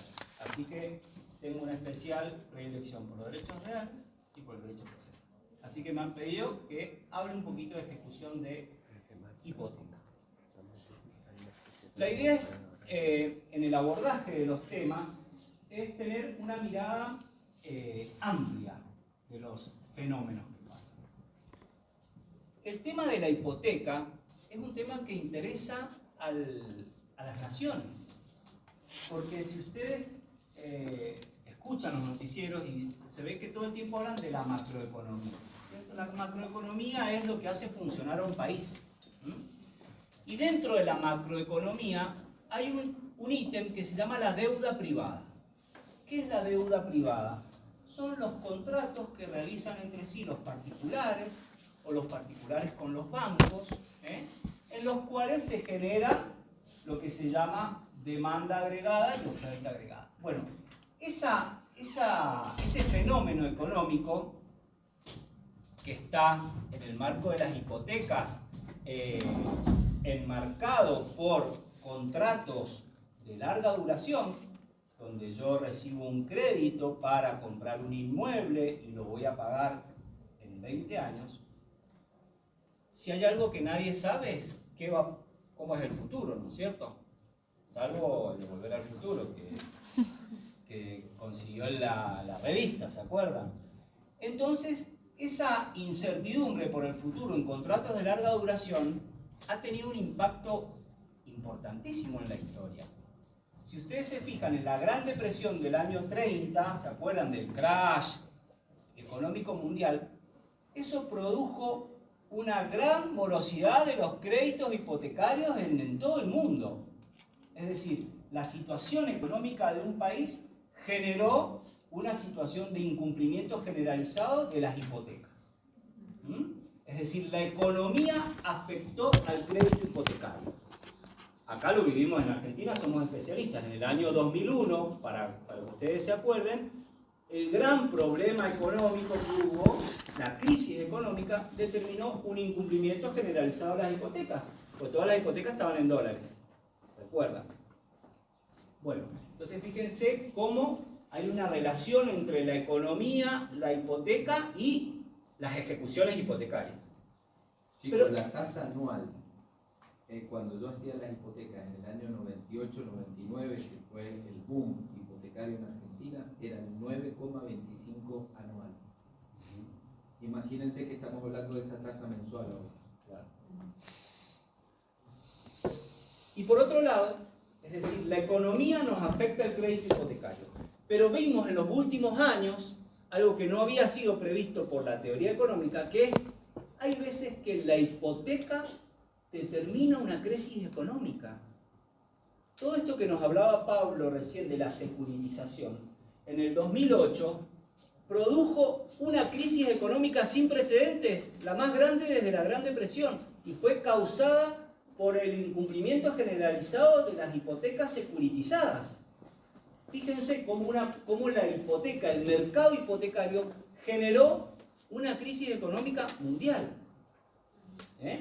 Entonces, lo que tenemos que ver, lo que tenemos que visualizar es que en toda ejecución hipotecaria hay una alarma, ya seamos acreedores hipotecarios o deudores hipotecarios, una alarma que tenemos que tener presente. Esto se los digo, ¿por qué? Porque tenemos tres sistemas de ejecución hipotecaria. Los sistemas que establecen las leyes procesales locales. Acá, por ejemplo, en Mendoza tenemos el Código Procesal Civil, pero el Banco Nación no ejecuta con el Código Procesal Civil, ejecuta con el Código Procesal de la Nación, porque por ley su competencia es la justicia federal. Entonces por ahí van a ver que el Banco Nación realiza una ejecución hipotecaria, pero en la justicia federal. ¿Por qué? Porque la ley le dice que él tiene que litigar allí. ¿Ven? Entonces los códigos procesales nos definen una forma de ejecución hipotecaria. La 24441, que la hablaron con Pablo, establece la ejecución privada, que es lo que, eso estaba en el derecho norteamericano, que es la foreclosure sale. Es decir, yo, el acreedor, ejecuto la hipoteca, ¿no es cierto? Y realizo el crédito y después rindo cuentas, ¿verdad? Con la diferencia que en el derecho norteamericano, la foreclosure sale, una vez que el acreedor vende, fíjense ustedes que hay como una prenotación. ¿Se acuerdan de la ausencia con presunción de fallecimiento? Bueno, no sé si en privado 1. En privado 1. La prenotación que era durante un año, el acreedor, el que compraba en la subasta, tenía que, si el deudor despojado, en el derecho norteamericano es así, dentro de un año quiere recomprar la propiedad, lo puede hacer. Eso no se traspoló a la 2441. Por eso es un sistema que, cuando se trata de créditos que garantizan adquisiciones de vivienda familiar o pymes, genera mucha resistencia. Controversia judicial, ¿no es cierto? Nosotros en el estudio tenemos ejecuciones hipotecarias de 20 años. Eso es todo lo opuesto a algo rápido, a algo ejecutivo. ¿Entienden? Es decir, que hay algo que nos hace ruido, hay algo que no está tan bien. Muy bien, entonces, retomando, tenemos que en el estudio tenemos una ejecución hipotecaria que iniciar, y para ello, ¿de qué necesitamos? Necesitamos de la escritura hipotecaria en original, porque la jurisprudencia ha dicho que la fotocopia no es admitida como título ejecutivo, ¿cierto? Esa escritura original tiene que establecer la obligación, ¿no es cierto?, de pagar una cantidad determinada de dinero. Porque si estuviéramos garantizando una obligación de hacer, no vamos a poder ir por la vía de la ejecución. Vamos a tener que realizar un juicio ordinario, porque el crédito no está determinado, no es líquido. Entonces, la vía ejecutiva solo se abre para ese tipo de crédito. Vamos a tener que verificar entonces que la hipoteca esté en original, que el crédito esté líquido y que sea exigible, ¿verdad? Que haya una mora del deudor, ¿no es cierto?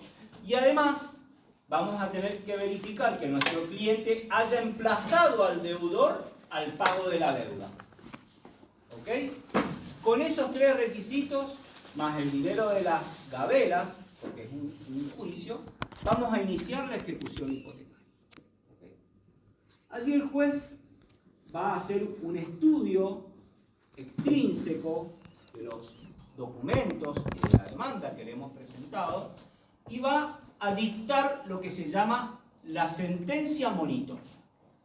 Esto es una novedad absoluta en el derecho procesal que está vigente desde el año 2018 en Mendoza, y en La Nación todavía estamos con el proceso ejecutivo viejo, que se llama el proceso ejecutivo o compulsorio.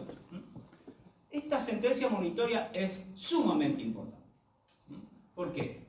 Porque a diferencia del juicio ejecutivo anterior, la sentencia monitoria, si no llegamos a plantear una oposición o no llegamos a resistir esa sentencia monitoria, pasa en autoridad de cosa juzgada, es decir, ya pasamos a ejecutar la sentencia, a subastar y a terminar con el juicio. ¿Cuánto tiempo, Jero, puede pasar desde la demanda de ejecución hipotecaria hasta una sentencia monitoria? Aproximadamente entre 1 semana y 2 semanas, no más que eso. Allí sale la sentencia monitoria. Pero ¿qué pasa? La sentencia monitoria se notifica en el domicilio real del deudor. Entonces allí el deudor va a tener 5 días para ver qué hace. En ese ver qué hace, ¿qué posibilidades tiene? Allanarse, no contestar y dejar firme la sentencia. Plantear una oposición a la sentencia monitoria o plantear la nulidad de la sentencia monitoria. Acá, clávense esto, es distinto procesalmente hablar de oposición a la sentencia monitoria, de nulidad a la sentencia monitoria. El plazo es igual, son 5 días, pero los requisitos van a ser distintos. Entonces, ¿por qué son distintos? Porque la oposición es similar a lo que llamamos antes las excepciones procesales y sustanciales. En cambio, la nulidad, estamos planteando una cuestión, un vicio. Entonces, nos vamos a tener que ir a otras normas que están en el artículo 94 del Código Procesal Civil y Comercial, donde allí vamos a ver que las nulidades tienen 3 requisitos. Interés jurídico, ¿no es cierto? No convalidación, ¿verdad? Y tempestividad, o sea, oportunidad. Plantearla en tiempo sin consentir, interés jurídico en la declaración, es decir, no reconocer la deuda y plantear la nulidad al mismo tiempo. Entonces, tenemos que cumplir con los requisitos de las nulidades procesales. La oposición no nos requiere tanto. Entonces, allí el deudor ve qué hace, ¿verdad? En cuanto a la ejecución hipotecaria, ¿qué puede ser? La norma que regula es el artículo 240 del Código Procesal Civil. Entonces, ahí nos dice la norma que el deudor, además de las excepciones del 235, va a poder plantear la caducidad de la inscripción, que fue lo que el doctor Brezan habló recién, que es un tema que al haber una ley modificada y al haber hipotecas aún vigentes, constituidas antes del año 2016, vamos a tener que tener siempre mucho cuidado, ¿verdad? Entonces vamos a poder plantear la caducidad de la inscripción. Muy bien, ahí está, pasaron 20 años, la hipoteca se constituyó antes del 2016, está caduca la inscripción, si no está reinscripta, se cae la sentencia monitoria. O vamos a poder plantear la nulidad de la vía monitoria por incumplimiento del principio de especialidad o accesoriedad. Ahí ya nos metemos en las cuestiones propias de la hipoteca. No se dan los requisitos. Pero, cuidado, no nos podemos meter directamente a hablar de la accesoriedad o de la especialidad. Vamos a tener que también cumplir con los requisitos del 94 del Código Procesal, de jurídico, no con validación, ¿no es cierto? La actualidad. No existe la nulidad por la nulidad misma, tiene que tener un sentido, ¿verdad? Entonces, esas son las excepciones específicas que nos establece el Código Procesal para las ejecuciones hipotecarias. Y a la par de eso, vamos a poder plantear las del 235, es decir, si el crédito está prescrito, ¿qué vamos a poder plantear? La excepción de prescripción. Si el juez no es competente, vamos a poder plantear la oposición por incompetencia. Vamos a poder plantear la oposición porque hay una litispendencia, es decir, otro juicio ejecutivo iniciado en otro lado. Si hay un juicio ordinario, supónganse que el deudor quiere discutir este tema de la UVA y que eso es muy oneroso, y si inician en paralelo la ejecución hipotecaria, no va a poder plantear la excepción de litispendencia, porque son juicios que no son compatibles. Cuidado con eso. En el mejor de los casos, se van a acumular por conexidad para que no hayan sentencias contradictorias, pero no va a haber litispendencia. Cuidado con eso. ¿Qué más? Y también vamos a poder plantear, yo creo que la oposición, por más que no tenga un efecto, este tipo de oposición no tenga un efecto sobre la sentencia monitoria, sí va a tener un efecto sobre la futura subasta, que es plantear lo que se llaman las oposiciones por situaciones de emergencia. Aquí, cuando tengamos este tema de la UVA, vamos a poder plantear estas cuestiones porque lo permite, ya vamos a ver, el artículo 241 y toda una jurisprudencia que ya tenemos tanto en la provincia como en la nación muy consolidadas en cuanto a este tipo de cuestiones que desacomodan toda la economía. Hoy en día vemos los créditos UVA que avanzan a un ritmo de la economía real, mientras los salarios avanzan a un ritmo mucho más demorado. Entonces, ¿eso qué nos provoca? Nos provoca que no podemos cumplir. Queremos cumplir, pero no podemos. Y estamos arriesgando nuestra vivienda familiar, nuestra pyme, fuente de sustento de nuestra familia. Entonces, ahí vamos a plantear lo que se llaman las oposiciones por emergencia, que no tienen un efecto procesal. El juez no nos va a decir, sí, tiene razón. No, en ese momento va a abrir como un incidente donde vamos a fijar pautas de liquidación, vamos a fijar refinanciaciones, reperfilamientos, como le dicen ahora. El juez va a tratar de que no se llegue a la subasta. Te agrego ahí, Jero, les cuento que eso que explica Jerónimo fue hace unos años atrás, en vez de hipotecar por un monto cierto de $30.000, se hipotecaba por un parámetro que se calculaba que iba a ser razonable para el consumidor. Era un parámetro que se llama UVA o UBI, se llamó en un determinado momento. ¿Qué ha pasado? Como tenemos tantos desfasajes en la economía argentina, el valor del UVA empezó a tener un crecimiento, que el primer fallo fue de Mendoza, donde un tipo que había pedido 1.200.000 en el banco francés, pasaron 6 años y debía 7 veces lo que había pedido prestado. Entonces, cuando lo pidió era menos del 30% de su sueldo y ahora necesitaba todo el sueldo de él más la mitad del de la esposa para poder pagar la cuota. Entonces ahí entra la emergencia económica, que donde ustedes como abogados están acudiendo a elementos que están fuera de la hipoteca. Está diciendo, che, juez, pará, esto desnaturaliza el contrato que yo celebré. Yo acepto, yo constituí una hipoteca, yo acepté este parámetro, pero mira, se fue al carajo. O sea, este parámetro ya no tiene nada que ver con la relación de mi salario. Eso, profe, el parámetro se saca en torno a las condiciones de... Claro, en aquel momento sí, a vos te daban, en esto que hablabas justamente tu pregunta o la tuya, que el que te da el préstamo en su momento te dio un monto que estaba vinculado a cuál era tu flujo de fondos. Entonces vos justamente usás ese argumento para decir, vos me diste hasta el 30% de mi sueldo y mirá lo que está pasando ahora. ¿Me entendés? Entonces yo te entiendo que se ha devaluado el peso, pero en realidad la cuota me impacta que me consume todo el salario. Entonces con un argumento extra hipotecario de emergencia económica te vas a esa oposición que ahora que no. Como vieron en la filmina número 1 o 2 que expuso Pablo, la hipoteca es un derecho real, ¿no es cierto? Pero que es accesorio del crédito principal. Y el crédito principal es susceptible de los vaivenes económicos. Entonces, si lo principal está en emergencia, la ejecución hipotecaria también. Entonces los jueces son muy prudentes.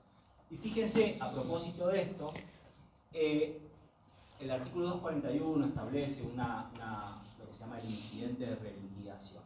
Pero este incidente de reliquidación es recontra antiguo. Toda la vida los jueces tuvieron sensibilidad por el deudor hipotecario que no puede pagar y quiere pagar. Eso se llamaba en el derecho norteamericano, se llama la equity of redemption. O sea, el juez de equidad le llevaban el caso, se presentaba el deudor, mire, quiero pagar pero no puedo. Bueno, de alguna forma le buscamos la vuelta para que usted cumpla. Estos son normas que se empezaron a hacer en el año 2000. Hay un artículo muy famoso del Código Procesal anterior, que era el artículo 255, que cada 6 meses lo estaban reformando. Y tenía como 10 incisos y un día decía una cosa, otro decía otra. Por ahí teníamos ejecuciones hipotecarias en trámite, que se modificaba el artículo y no sabíamos ejecución. Estábamos 20 años litigando, lo que a veces litigábamos por los deudores y nos beneficiábamos de discutir liquidaciones en primera instancia, en cámara, en corte, volver a hacer una nueva, volverla a discutir. Es decir, años litigando por una liquidación judicial. Entonces, ¿cuáles dos ideales les tiene que quedar de esto? Es delicada la ejecución hipotecaria. Tiene que ser cuando el crédito ejecutado es muy claro que el deudor no quiere pagar, no tiene intenciones de pagar y prefiere entregar el inmueble a su acreedor que defender. A los bienes jurídicos, digamos que hay Por una consideración general de su propia economía, diríamos así, ¿no es cierto? Entonces, cuando se trata de vivienda familiar o pymes, hay que ser cuidadoso y abierto a las renegociaciones. Eso por un lado, ¿no es cierto? Y, a ver, les quería decir algo más que es muy importante y que también es transjurídico. Porque ustedes vemos que los procesos ejecutivos están pensados de una manera muy principios del siglo XX o decimonónico, si se quiere. Es decir, cuando nosotros hablamos del proceso monitorio y el proceso ejecutivo, tenemos en la mente un pagaré que se entregan un proveedor y un comerciante donde no lo pagaste a tiempo y te lo ejecutan, ¿verdad? Una relación entre el comerciante, un título ejecutivo, autónomo, literal, abstracto.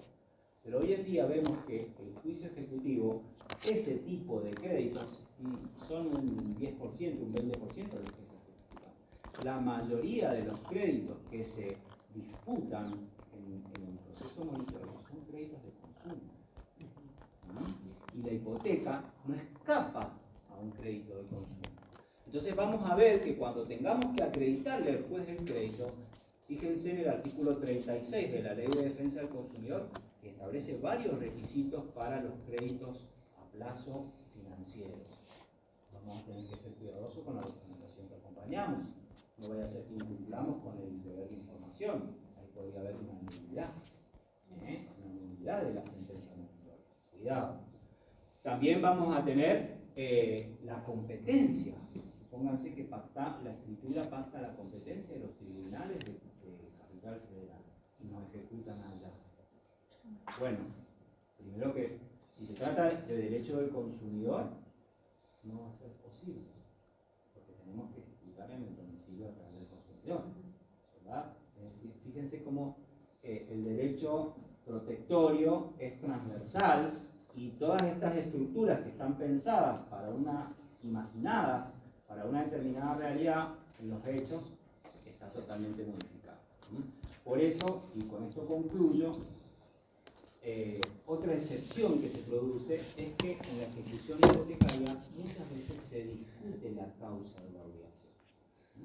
Cuando el código habilita a plantear la nulidad por violación de la accesoriedad o de la especialidad, de algún modo lo habilita el juez a meterse dentro del contrato. Y eso es una excepción total en los juicios ejecutivos donde por regla eso no se discute allí, se tiene que discutir en un juicio ordinario. Última, por ejemplo, que el deudor diga, no, a mí no me prestó $30.000, nunca me lo dio.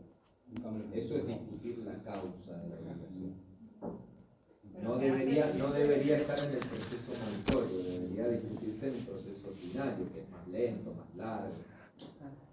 Bueno, y lo último para que a ustedes les quede bien claro cómo termina la película. Supónganse que se resolvió que la ejecución hipotecaria tiene que seguir, ¿verdad? Se quedó firme la procedencia de la ejecución hipotecaria. Bueno, ahí tenemos que organizar la ejecución. ¿Cómo organizamos la ejecución? Lo primero que hacemos es trabamos un embargo sobre el inmueble, por las dudas, ¿verdad? Si bien el privilegio viene y la preferencia viene del tiempo en que se anota el derecho real, se inscribe el derecho real de hipoteca, el juez también ordena el embargo. Y le pide al registro de la propiedad inmueble que informe sobre los gravámenes, sobre los titulares, es decir, tenemos que establecer si ese inmueble fue vendido a otra persona, es decir, si hay un tercer poseedor, que no es el deudor, pero tiene que responder con la cosa en la ejecución hipotecaria. Si es así, lo vamos a tener que citar al juicio también a él, ¿verdad? Si hay otras hipotecas, si hay otros embargos, en cuyo caso los tendremos que notificar para que vengan y expongan su privilegio. Entonces allí, una vez que se tiene todo ese marco de créditos, el juez ordena la subasta. Y con lo que se obtiene en la subasta, el juez hace un orden de privilegios y va destinando los fondos que se recaudan en el proceso, a ir cancelando en función de los privilegios. Es decir, no tenemos que confundir la preferencia, el ius preferendium, que proviene del derecho real de hipoteca en cuanto tal, eso es propio de todos los derechos reales, y a partir de su inscripción registral va a ser oponible erga omnes, de lo que se llaman los privilegios, que eso está en otra norma y tiene un orden diferente. Es decir, en este caso, fíjense en la ejecución hipotecaria, lo que son los gastos de justicia van a cobrarse antes que la previa hipoteca. Ahí tienen, creo, en el aula, chicos, del juzgado de la profesora Martinelli, nos compartió un proyecto de liquidación. Esto que dice Jero de la liquidación, hay varios acreedores registrados, entonces hace todo un proyecto del producido de la subasta y los distintos acreedores y hasta dónde llegan a cubrir. Ahí van a ver bien cómo va siendo este calce. Pero los privilegios son de fuente exclusivamente legal. Así que ahí no le vamos a agarrar, vamos a agarrar los artículos de privilegios y vamos a ver cuál es la relación. Bueno, muchas gracias. No sé si tienen alguna duda. No. Bueno, quedó Gracias. clarísimo. Muchas gracias. Bueno, chicos, yo voy a hacer que los que vienen tengan estos power.